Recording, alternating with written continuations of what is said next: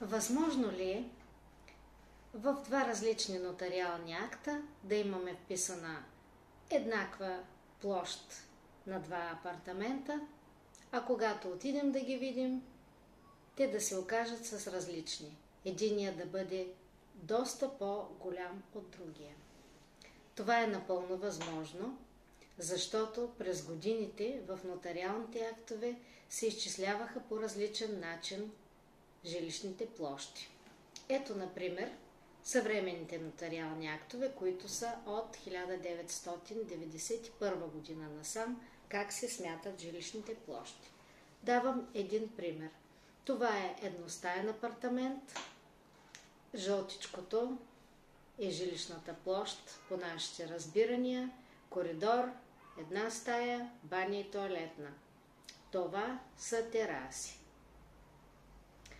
В съвременните нотариални актове чистата жилищна площ е това в жълто помещенията, плюс терасите 100%, плюс дебелината на зидовете, като от към външните фасади се включва цялата дебелина, от към калкана 1/2 от дебелината.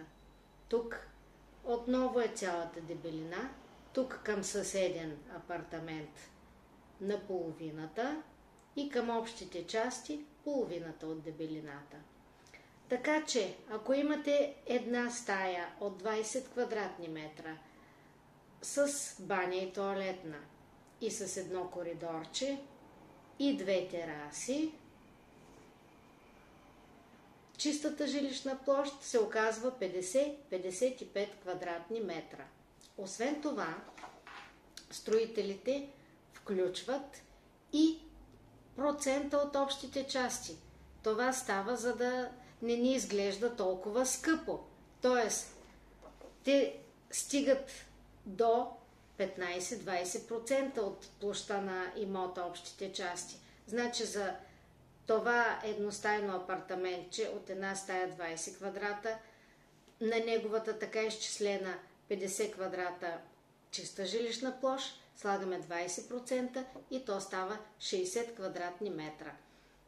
1300 евро на квадрат ги плащате за 60 квадратни метра, а не за 50 или пък за 20, колкото е стаичката. Това е по днешните нотариални актове. Сега ще разгледаме как се пишеха нотариалните актове във времето. Преди 1991 година по същия начин се включва в помещенията, но се включва само 1/4 от терасата. И това е всичко. Квадратният метър се изчислява върху това. Общите части се описват отделно. От преди 70-та година се изчисляваха по още по-друг начин. Изобщо не се включваха терасите, т.е. само това в жълто. Без общи части, без тераси. Когато купувате обаче апартамент в стара сграда от 1915 и 20 година, има такива, тогава ще бъдете много изненадани.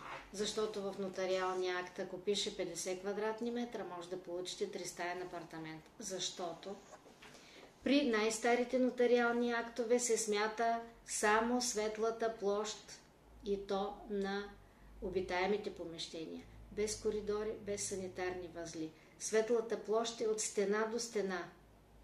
Тоест, по нотариален акт от 1915 година, това жилище щеше да е описано като 20 квадрата, а не като 60.